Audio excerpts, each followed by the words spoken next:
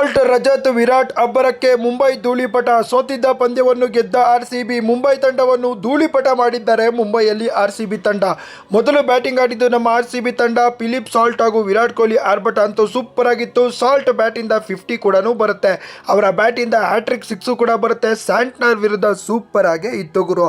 ಅದಾದ್ಮೇಲೆ salt out ಆಗ್ತಾರೆ. Salt out ಆದ ನಂತರ ರಜತ್ ಪಡಿದರು ಕೂಡ ಬಂದು ನಾಯಿ ಹೊಡೆದಂಗೆ ಹೊಡೆದು ಅವರು ಕೂಡ 50ನ ಕಂಪ್ಲೀಟ್ ಮಾಡ್ತಾರೆ.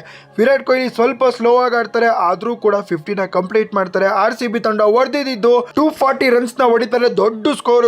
ಸಾಲ್ಟ್ 78, ವಿರಾಟ್ ಕೊಹ್ಲಿ 50 ಹೊಡಿತಾರೆ. ರಜತ್ ಪಡಿದರ್ 53 ನ ಹೊಡಿತಾರೆ. ಆ ಕಡೆ ಠಾಕೂರ್ ಓಕೆ ಆಗಿ ಬೌಲಿಂಗ್ ಮಾಡ್ತಾರೆ.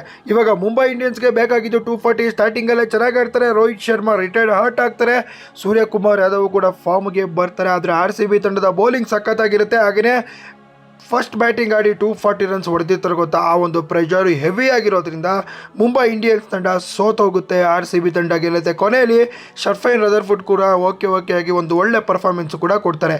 ಆರ್ಸಿಬಿ ತಂಡ 3ನೇ ಪಂದ್ಯವನ್ನು ಗೆದ್ಕೊಂಡಿದೆ ಅಂತ ಹೇಳ್ಬೋದು. 4 ಪಂದ್ಯದಲ್ಲಿ 3 ಪಂದ್ಯವನ್ನು ಗೆದ್ಕೊಂಡಿದೆ. ಇದು ಆರ್ಸಿಬಿ ತಂಡದ ಹೊಸ ಹಿಸ್ಟ್ರಿ ಆಗಲಿದೆ ಅಂತಲೇ ಹೇಳ್ತೀನಿ. ಸಾಲ್ಟ್ಗೆ ಮ್ಯಾನ್ ಆಫ್ ದ ಮ್ಯಾಚ್ ಕೊಡ್ತಾರೆ. ಆರ್ಸಿಬಿ ತಂಡ ಗೆದ್ದಿದೆ. ಆ ಕಡೆ ಶರ್ಫೈನ್ ರದರ್ಫುಡ್ ಅವರು 31 ಬಾಲ್ಗೆ 71 ರನ್ ಹೊಡೆದಿರ್ತಾರೆ. ಒಳ್ಳೆ ಸ್ಕೋರ್ ಗುರು ಅಂತಲೇ ಹೇಳ್ತೀನಿ ಅಷ್ಟೇ. ಅದನ್ನು ಬಿಟ್ಟರೆ ಆರ್ಸಿಬಿ ತಂಡ ಈ ಒಂದು ಪಂದ್ಯವನ್ನು ಈಸಿಯಾಗಿ ಗೆದ್ಕೊಂಡಿದೆ. ಅದಕ್ಕೆ ಕಾರಣ ಬ್ಯಾಟಿಂಗ್ ಸಖತ್ತಾಗಿ ಆಡಿದ್ರು. ವಿಡಿಯೋ ಇಷ್ಟ ಆದರೆ ಲೈಕ್ ಮಾಡಿ, ಶೇರ್ ಮಾಡಿ, ಫಾಲೋ ಮಾಡ್ಕೊಳ್ಳಿ.